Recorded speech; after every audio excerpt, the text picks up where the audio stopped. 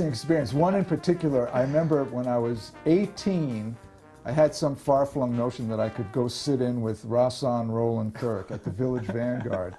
And, you know, I was so ill-prepared for this, but just had, you know, I mean, of course, when you really can't play, you don't know this.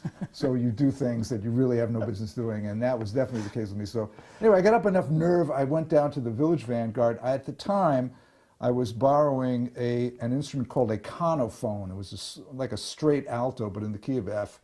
And I thought, you know, in lieu of my inexperience, Rahsaan would at least be somewhat interested in this instrument. So maybe he'd take pity on me or whatever, let me play. So I go down there and, you know, I show him this instrument and he's, you know, he's feeling it and he's going, yeah, yeah.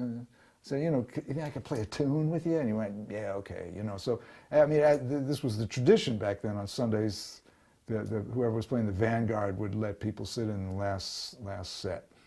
So I get up there and there were some really serious, seasoned, experienced people sitting in, and me, you know, who had no business being there, and played nice, easy blues, you know, like that. And I thought, oh, I'm going to be okay, you know, I might make it.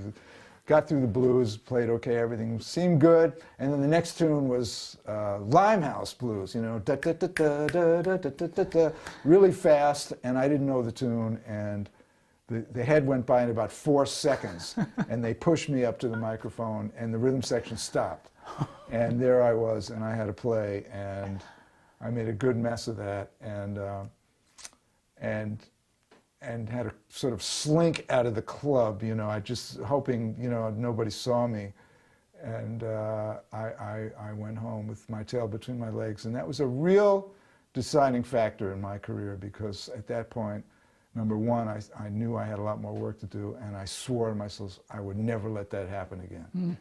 So I went home and I practiced. So that was one thing I remember. Another incident, you know, I mean, from a jazz perspective, sitting in was sort of one way to get circulating. I mean, I used to hear people say, well, go sit in, go to jam sessions, play with people, let people get to hear you. There was a jam session at the Cafe London on 23rd Street. Bobby Jones, who played with Mingus's band, led this jam session. So I went up there, had my tenor, and you know, the octave key on a tenor, I know this is a brass show, but if that octave key isn't closing, you're out of business. I mean, you can maybe play 2 notes, right? So, because it just, there's no seal up there, so it really inhibits, it just makes any note below C and B totally resistant. You can't play it. So, unbeknownst to me, this octave mechanism was not working properly. So I stood up to play, and I started to play, and I realized I could only play 2 notes.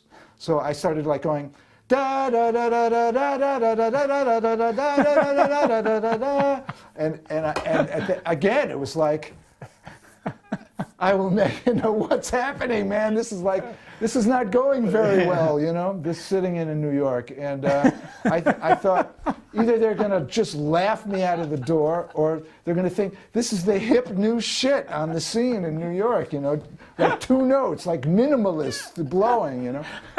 Anyway, those were my 2 experiences, like playing in New York. You know, I was not off to a good, smooth start by any means. Well, you certainly overcame those early beginnings, but those kind of experiences kick you in the pants, and they show you that you better have your act together when you show up in a place like New York to play. You know, and I didn't on many levels. And it was really those were motivators, we like to say.